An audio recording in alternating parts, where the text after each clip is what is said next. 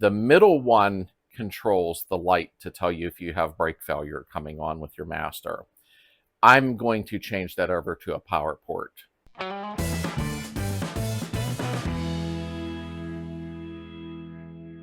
Welcome back to the community, everybody, and thank you all for being part of it. And thank you for the donations, sticker, t-shirt purchases. It really helps to keep the channel alive with DIY and purchasing things to do the videos.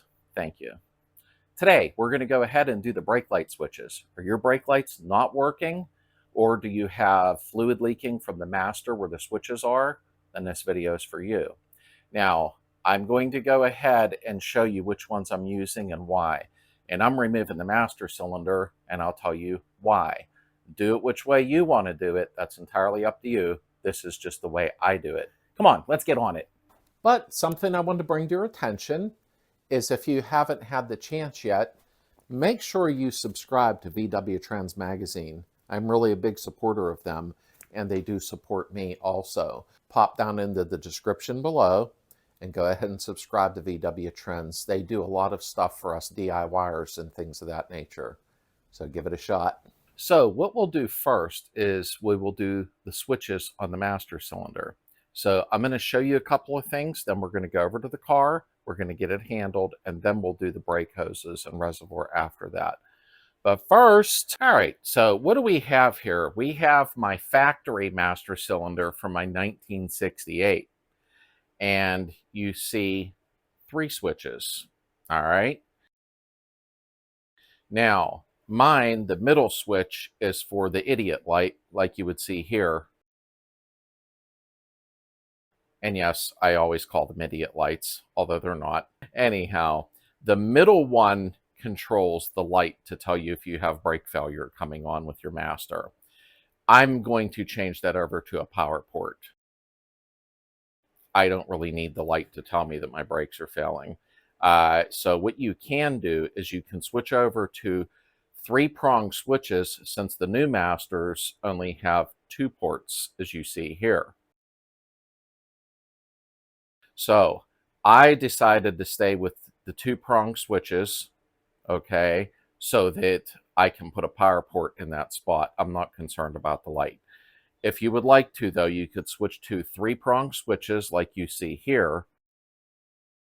And then you're just doing a little bit of rewiring, which is not hard at all. So whatever you choose, you choose. Now, if I was going to buy new switches, I still would not buy the 3-prong. I would still buy the 2-prong because that's my choice in not having that light.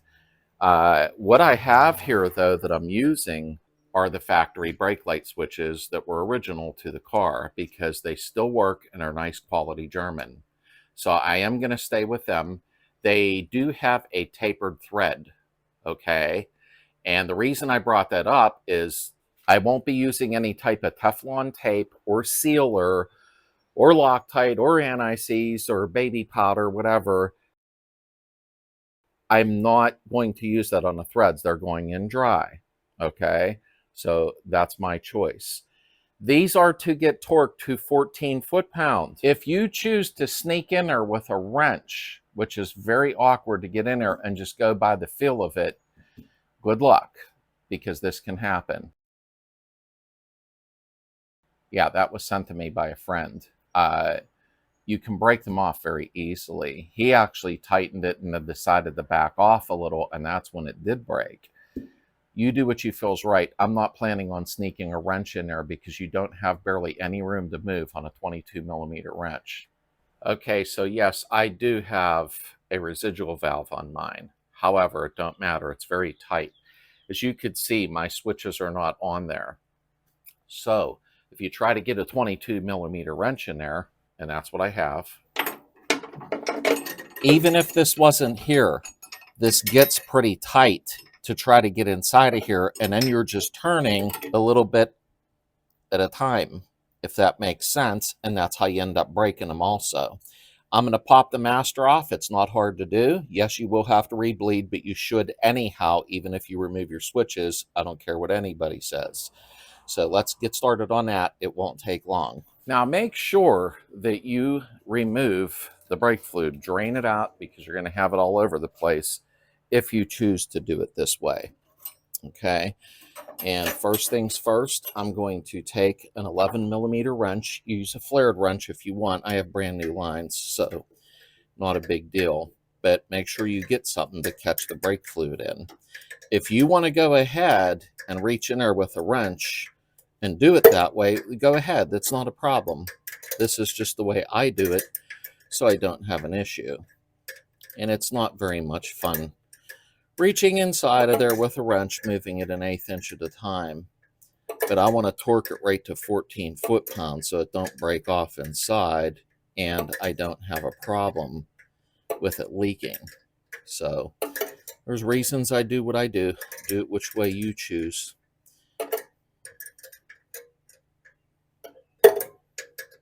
I'm going to speed the film up here while I go ahead and loosen all these, so sit tight.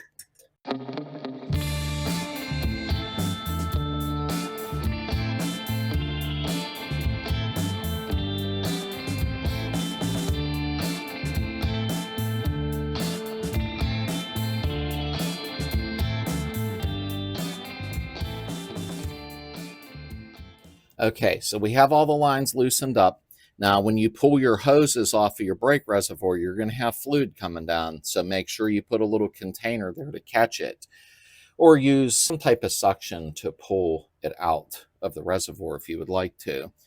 And this is if you choose to do it the way I'm doing it. If not, good luck. Squeeze down in there and hope it don't break, or, you know, you have a leak. We're going to go inside, pop these 2 bolts real quick, and off comes the master. Now, the bolts are 13mm that hold the master cylinder against the front firewall. This comes in handy. This is actually snap-on. See how that differs?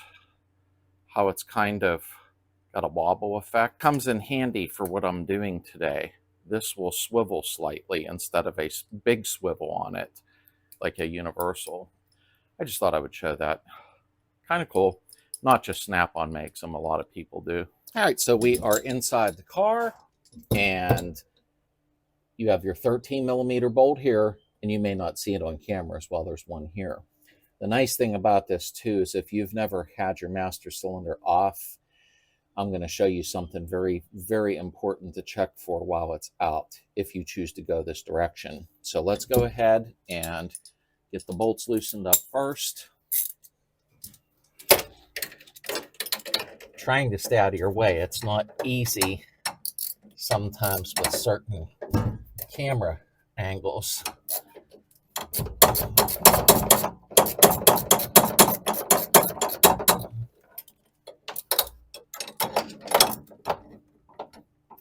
And like I said, if you choose not to go this direction, you can squeeze in there. It ain't a 10-minute job. I don't care what anybody says, but it won't be fun if you break one off trying to squeeze in there. Okay, almost there. All right, and I'm going to show you something. Let me re-angle the camera after I pull the master out of the way. All right, let me reach down in here and get our master out. There we go. All righty, come on over to the bench with me here. Come on. Before I forget, I want to show you something very important. I know I do that a lot. I'm going to show you something that can be vital, and then we're going to go ahead and put the switches in and torque them properly. All right, now this is behind the pedal assembly where the 2 bolts were just removed to take the master cylinder out. Now, obviously, I don't have the rod on mine right now that goes into the master. However, what I'm going to show you is, do you see right there this spacer? It's inside the firewall and your bolts go through it. You must have the spacers in there. There's one behind each hole. If not, fish down inside of there with a magnet and retrieve them. If you still can't find them, then make sure to get your butt online and buy these. Without them spacers in between, sandwiched in between the firewall, that's where your push rod goes through to your master, not through the spacers, through the firewall. And you do a panic stop and you smash that pedal hard, you could possibly lose and fail with your braking system because the firewall will crinkle and crush. True, very true. It can happen. I'm not making this crap up. Just ask around if people know anything about it. So make sure the spacers are in there. If not, do not put it back together until you get a set online. And they're probably down inside there if you fish around with a magnet. A lot of people don't know anything about that, sadly, and somebody else buys the car, starts driving it, and boom, had to tell you. And something else important, and I know it is sad, I constantly yap, but I'm trying to give tips and pointers. This is probably a good time to flush the system out anyhow, depending on when's the last time you did that with your brake fluid.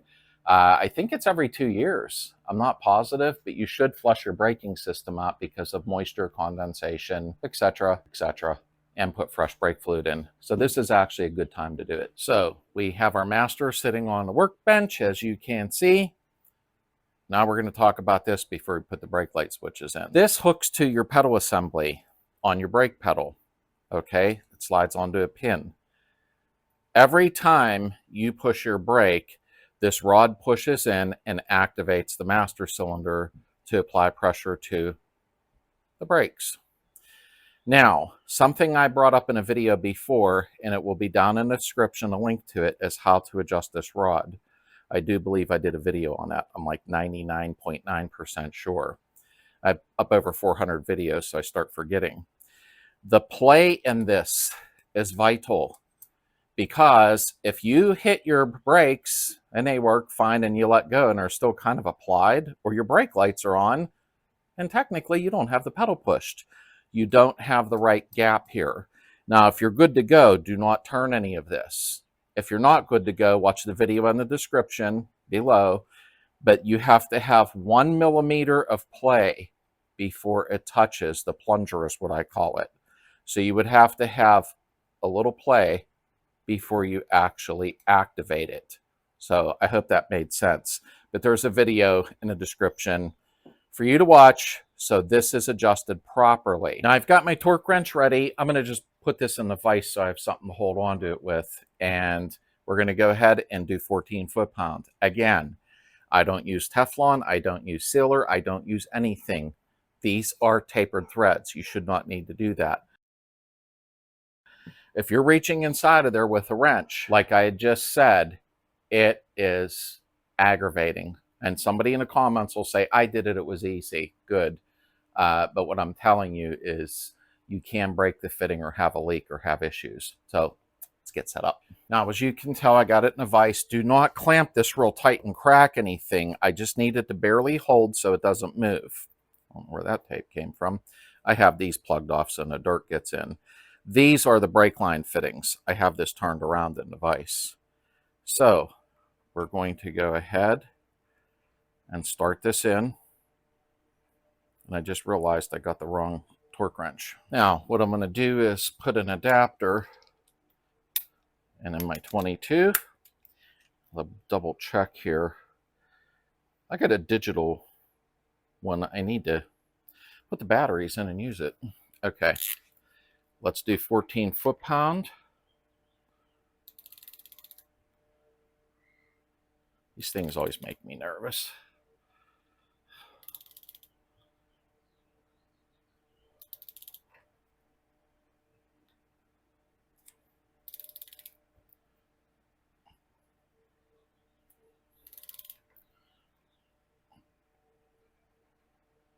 I don't trust this torque wrench. Let me see something with my other one. It is a good thing I checked. This wasn't clicking, and I don't know why. So I put my old school one on there, and it was actually at 16 pounds. Ugh. But anyhow, I'm going to go ahead and torque the other one in.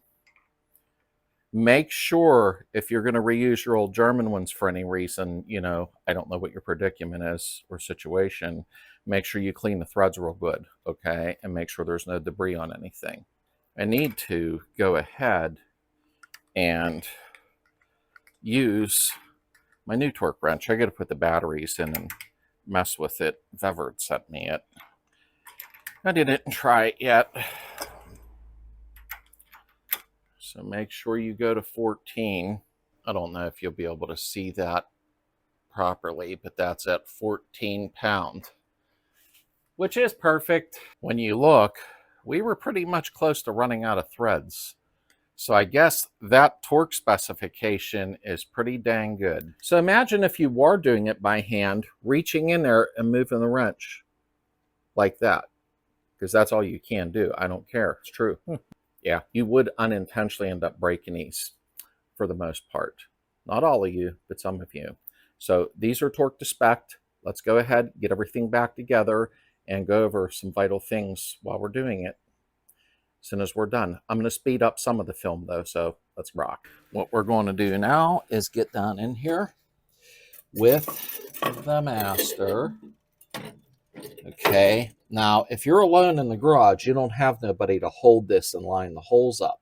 Okay, find something the thickness you need. I've done this before alone very easily. Today, instead of a little cardboard box, I chose a bearing. You're going to put it underneath here. Okay, and prop it up, hopefully to where the bolts line up. A little bit of messing around. This might not be thick enough. Let me check inside the car. So I couldn't tell from inside, so I'm going to take a Phillips. I don't think this bearing's thick enough, but I'm going to take a Phillips, a little straight screwdriver, and find the holes. I think that's it right there. Yeah, I definitely didn't get something thick enough. Let me see if the one bolt will start. All right, I tried putting a little cardboard box under there to tilt it up just a little bit more.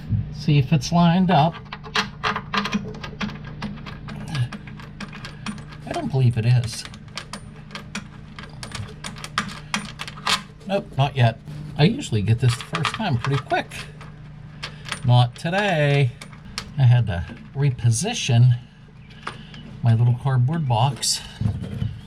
Let's see if this is lined up on this side. And it is. Awesome. Okay, let's get the ratchet and tighten these up. Something important I'll also show you. Let's get in here and tighten up. As easy as it is to remove Volkswagen seats, if you're doing it the way I'm doing it, you may want to go ahead and slide your seat out of the way. It'll save you a lot of swearing and miserableness and so on and so on. And do not put this back together until you have your spacers. Put the ratchet on. I was spinning it on by hand.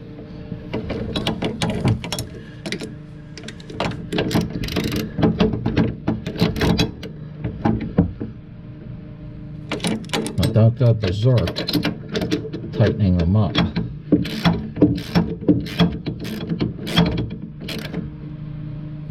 Okay, so now we can go ahead and remove our little cardboard box.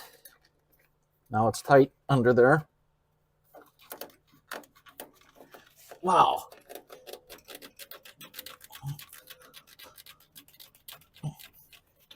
Holy smokes.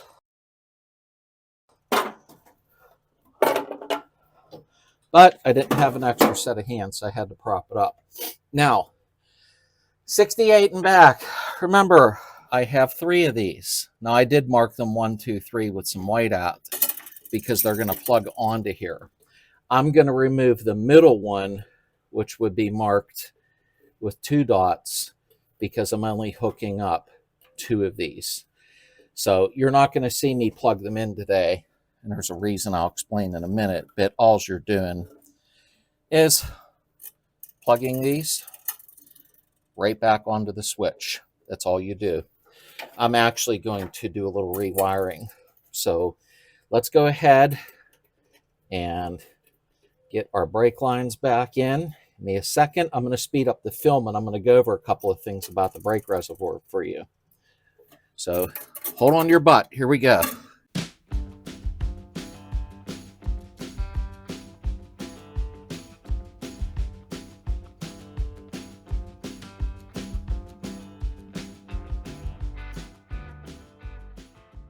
So you remember this, what I was talking about. Now, you do not have to remove that from here. I have my pedal assembly out. When you are removing the master, let me get this on there.